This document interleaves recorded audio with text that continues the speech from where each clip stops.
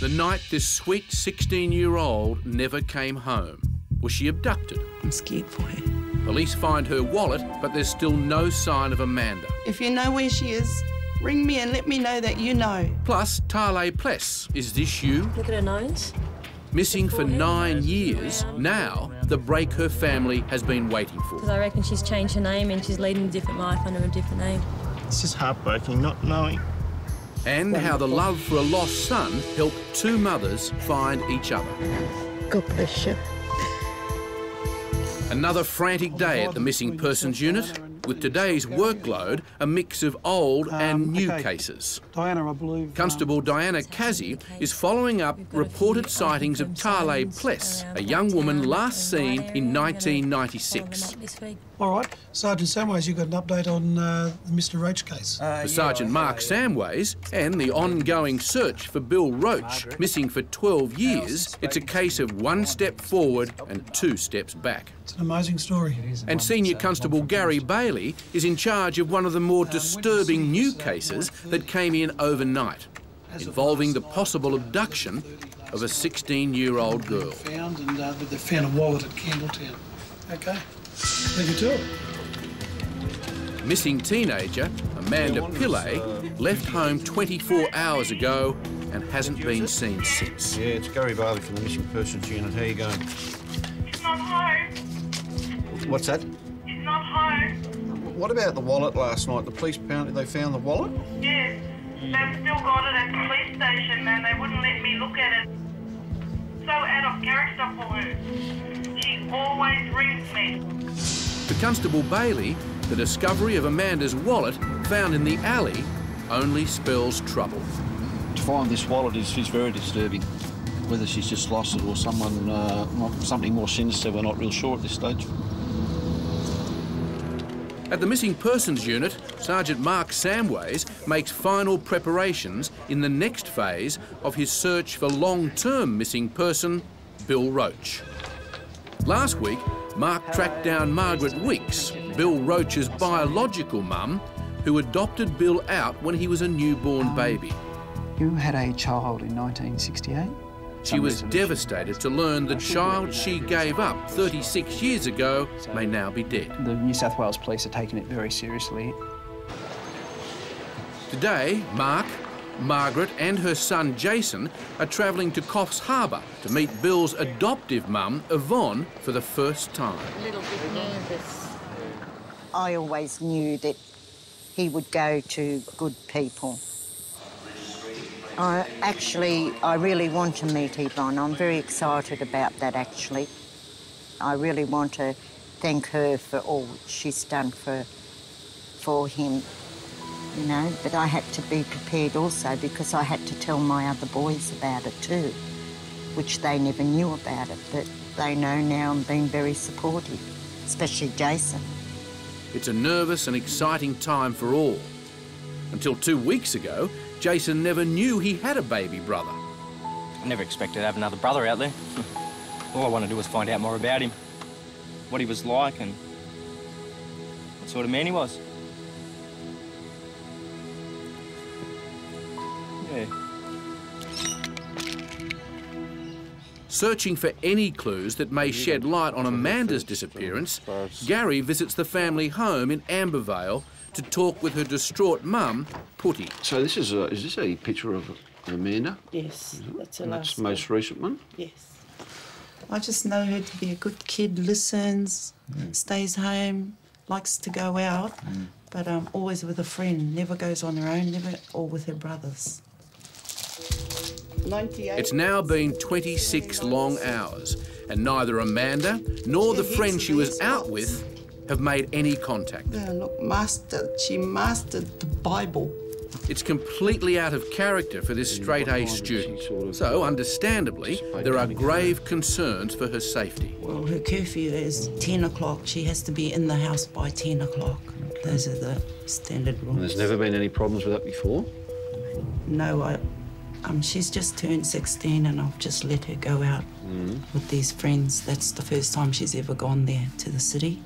And then come last night, you expecting her home at 10. What time? And then I believe the police... They rang me. They were in contact. What time was that? About 8-ish. About 8, yeah. And what did they have to say then? That they found her wallet in Campbelltown Tunnel by the... Near the railway there, is it? Railway station. The first thing Gary needs to establish is where Amanda was last seen. Someone stole them and I just can't buy anymore. 12 years after Bill's disappearance from Armidale, his two mothers are preparing to meet for the first time. And there's a lot riding on this meeting for both women. If Margaret's DNA matches the blood found in Bill's last home, then the mystery of his disappearance may be solved. Certainly no idea that anything can twist as far as this is twisted, and sort of it's like coming full circle. I know what I'm feeling, so I can't imagine what she's feeling. It'd be even 10 times as worse, because she's been his mother since he's been 6 weeks old. Get the nerves at first. But it's also a chance for Margaret to learn more about her baby boy. I think this is going to be a wonderful day for you. Yes, I think it is too. And, yeah. And I hope it is for Yvonne and Kim. Yeah. For Yvonne, this meeting is a dream come true.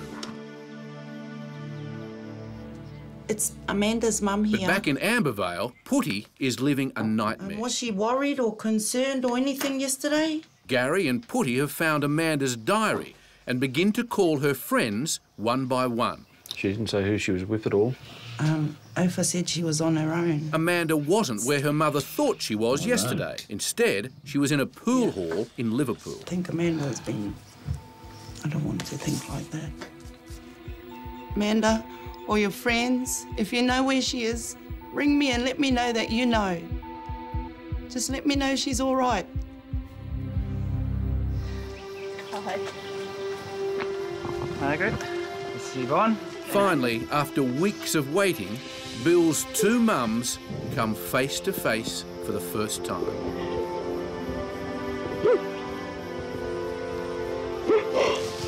Oh, darling, it's so hard for you. And you too.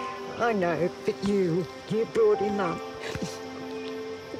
Well, without you, I couldn't have had a lovely son. I knew he'd go to somebody wonderful. God bless you. And you too.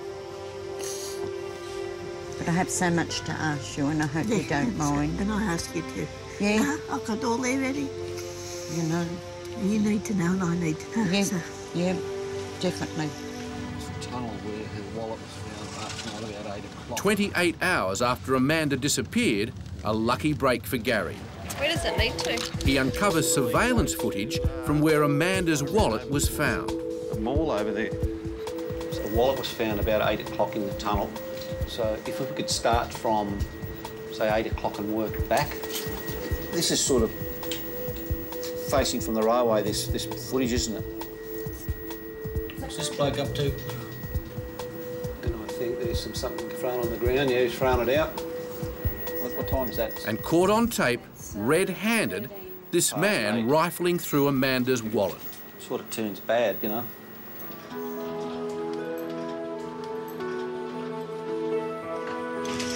Well, firstly, I'd like to give you this. Just made in a hurry. With the help of Yvonne's priceless photos, Margaret and Jason get to see what Bill looks like at last. He was beautiful, wasn't he? I lovely did see little him, Yvonne. Did you? Yes, Yeah. I did. I wasn't going without seeing him. No. You know, I didn't want to let him go. No. For Mark Samways, there's still much to do. His next step is to take the DNA sample found in Bill's cottage to the US for testing and see if it's a match with Margaret's. But for today, there are no policing duties, no more bad news to deliver. The reason that we're here today is because basically we've broken bad news to both these ladies. But I don't know where the investigation will head, where this case will, where it'll go down the track. But one good thing is that these two ladies, the natural mum and the adopted mum, have finally met. And if nothing else comes from it, it's very rewarding. His second bath was in a wash basin at the motel in Muswellbrook. His father sitting on the toilet seat in a towel and me with this slippy little... not knowing how to... Have you seen this girl around at all? There's still been no word from Amanda. So the missing persons unit is now focusing on the pool hall where she was last seen. As soon as I found out she had no wallet, I started crying. I was a wreck. Do you know that girl? No? Yeah, I'm asking him, he was here yesterday. Was he? But no wallet. Yes. That was the horror thing when the police rang. You ever seen that girl? I never saw that girl. Huh? I miss her very much. And I'm scared for her. We're all scared for her. Today at the Missing Persons Unit, there's been a breakthrough in one of their long-term cases.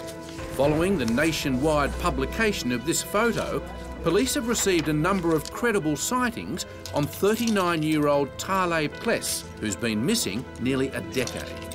He actually saw Talei Pless being escorted by 2 police officers out of St Mary's Cathedral. Constable Diana Casey is in charge of investigating every reported sighting, and with the help of Darren Connerbeer, is also searching a national database for any other leads. Meanwhile, back at Ambervale, Amanda's mother, Putty, is worried sick after her second sleepless night with no news of her daughter. Excellent test results, 100%. She's got so much good things that she's done. Amanda has never been in any kind of trouble before, so her disappearance is a complete mystery. I think someone has made my daughter trust them. Someone's going to offer to help her. Take advantage of her, that's what I'm scared of. I'm sure X marks the spot. You ready? Diana Casey and Darren Connerbeer are investigating the possible computer matches for Talei Pless. What we're doing now at the moment is eliminating anyone that definitely doesn't look anywhere near what our missing person looks like. No. Case by case, they hone in on the images looking for any details to match against their photo. Even though the date of birth is wrong, and that's what Sergeant and I said. We'll give her a tip. So, armed with 7 possible matches, the footwork begins on tracking down Talei.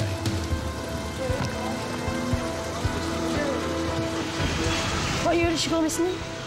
1996. So you got to give and take age. And... Yeah. Is she a working girl? No, we don't believe so. Only check and see. Some of the strongest reports place Talei in the inner city. Hopefully we'll find Talei. Diana Casey decides to focus the search there. Treading the same path as police, Richard Pless, Talei's brother, continues his own search for his missing sister. Talei was leading an active, normal lifestyle. Very pretty girl, very tall, hazel eyes. I saw Natalie and Bruglia on TV the other day, and they looked almost identical. That's what Talei looks like. She's an attractive girl. See that lady over there? Looks just like Talei. Very similar. The gait is very similar, the hair is very similar. We just want to know that she's safe, she's sound. Every time I come up and visit Mum, we always talk about Talei, and you can just see that she's going to start crying again. Because you don't lose a child and laugh and smile all the time. You just can't.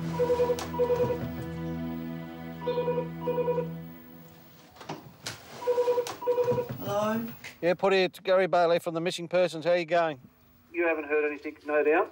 No. We've had a bit of a look around, but still no luck there either. We've had a bit of a look around. We went to the railways. We had a look at the CT footage there. Shows on the film that a bloke walks in the tunnel, goes through the wallet, throws all the papers on the ground, and obviously takes something out of it. You can't see what it is. Probably money, I suppose. And away he goes. You can give me a ring and give me a ring on that mobile if you want to. Okay. All right then. Thank I'll talk you. to you later on. Bye. Bye-bye.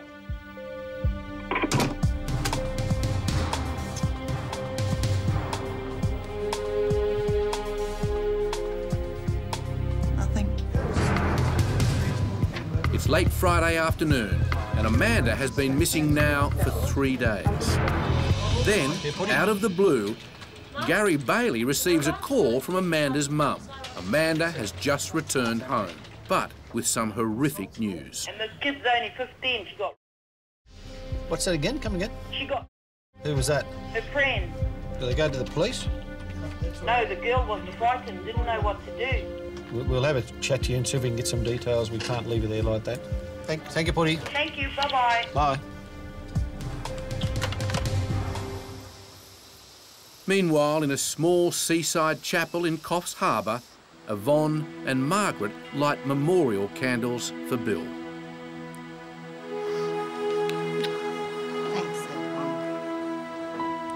With these candles, I'd like to unite the two families and maybe treat these as a remembrance of our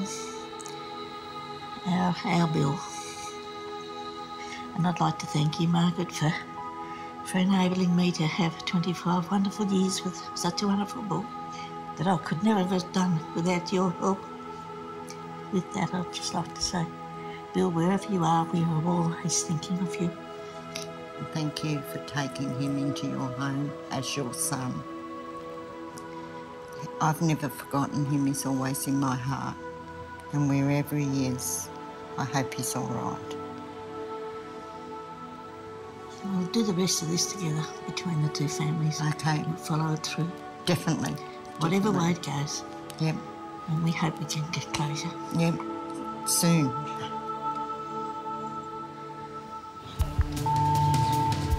Gary Bailey arrives at the Pillay home to question Amanda and to find out more about the allegations.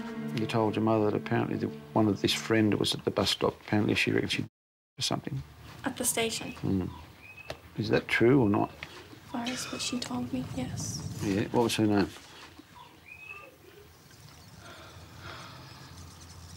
Amanda refuses to give any details about the friend she says she was consoling for 3 days. But for police, the allegations are far too serious to ignore. Bye-bye. It's now a matter that warrants further investigation. I'm going to make some more inquiries today, and if there's anything in the story at all, I will refer it on to the local police and they can come out and investigate it.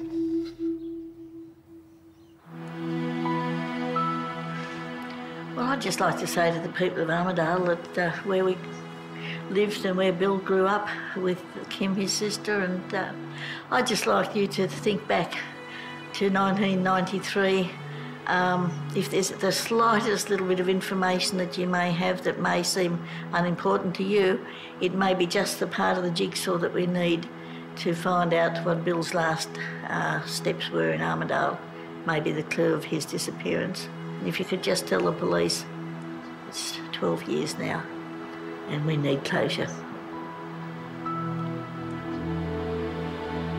Let's just identify that. In the Talei Pless case, the police are eliminating new leads one by one. You don't know where she's gone, though? It all depends what story you heard. Yeah. She just up and left. Okay, all right. Well, what I heard that she went to Victoria. Probably another line of inquiry we can do, obviously run her name in again and see if we can come up with another address. Forehead. The nose is in the round line. forehead. As Diana Kazzy continues to match the fresh sightings against the thousands of faces in the police database. Across town, in a park Talei used to love, the pressure finally catches up with her brother, Richard. It's just heartbreaking not knowing that Talei's okay. Just make a phone call, please. God, I'll pay for your phone call if you want to send it 100 in reverse, whatever, I don't care. The police close in as the search for Talei Pless intensifies. A new informer. Definitely the girl. A new lead. She's skinny enough to be. And a case that stuns the missing persons unit as a mother of 4 simply vanishes. 6 days, this is 6 days she's gone missing.